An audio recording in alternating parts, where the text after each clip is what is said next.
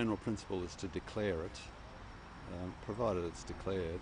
That's what the pecuniary interest declarations are all about. Then if there's any suggestion that you're influenced by it, it's on the public record and voters can decide for themselves.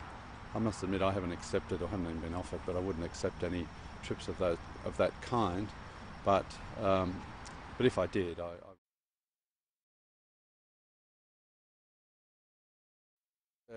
it's puerile. It's a puerile debate. The idea that because you're rich you're not qualified to have an opinion about what's in the best interest of Australia is just ridiculous. I mean, the obvious corollary of that argument is that if you're poor, you're better off, comprising the government. It's a ridiculous idea.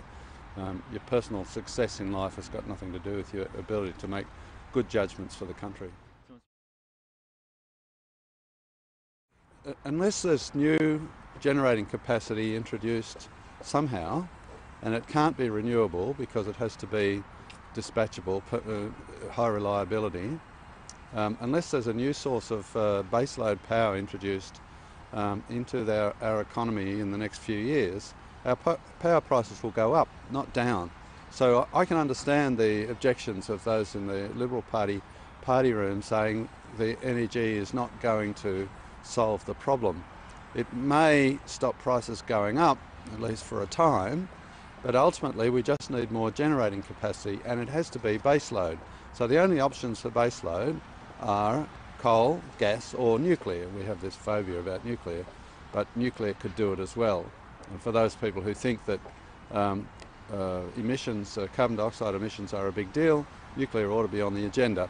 But it's not sufficient to just say, oh, we're going to have the National Energy Guarantee by itself without more generating capacity coming on stream. The fireworks will be starting on company tax. The government seems determined to force it to a vote. There's still 4 votes short, but they're working hard on it, and it's going to be a very lively time. You reckon it'll be resolved this week? It'll be resolved one way or the other. If the government doesn't get it through, they're working really hard to get it through. But if they don't get it through, I think they'll be happy to take it to the election as a campaign promise. It's a pretty hard argument for Bill Shorten and the Labor Party to make that Australia can have a higher rate of company tax than the rest of the world. I don't think the Australian public will buy that. We are in a competitive world. Other countries, including the left-wing countries, have lowered their company tax rates, and we can't pretend that we can do it differently.